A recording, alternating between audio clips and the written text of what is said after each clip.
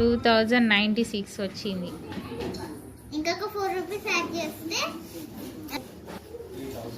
3000 అయితే ఎన్ని అయితే 3000 కావు 2100 అయితే అంతే.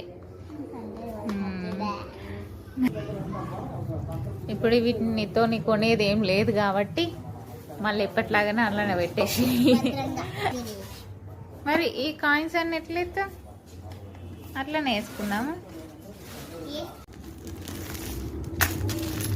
వాళ్ళ పెట్టేసేయి ఇట్లనే ప్యాకెట్లు. అవి జల్లయి 10 రూపీస్ కాయిన్స్ కూడా జమ చేసి పడతలేదా మెల్లగా.